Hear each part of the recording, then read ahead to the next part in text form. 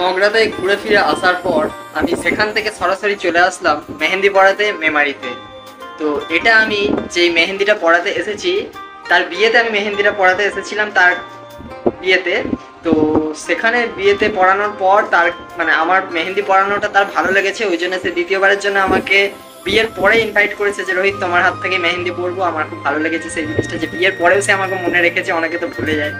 তো সেক্ষেত্রে সোমনাথদার বউ, আমি ওর বাপের বাড়িতে একটা ডানলপ থেকে নেমে যেতে হয় কলকাতা সাইডের, তো সেইখান থেকে পড়ানোর পরে সে আমাকে মনে রেখেছে, ফোন নাম্বার রেখে দিয়েছি কোন সময় কি দরকার লাগে। তারপরে সেখান থেকে আমাকে ইনভাইট করে যে রোহিত তুমি মেমারিতে এসো, অর্থাৎ আমার শ্বশুর বাড়িতে। তো সেখানে এসে আমি এখন মেহেন্দি পড়াতে এসেছি। তো যাই হোক, সোমনাথদার বউ এখন পাশের বাড়িতে আইবুড়ো ভাত খাওয়াতে গেছে, তো সেখান থেকে 5 মিনিটের মধ্যেই চলে আসবে। তো দেখা যাক, চলে আসলে আমি শুরু করে দেবো মেহেন্দি পড়াতে।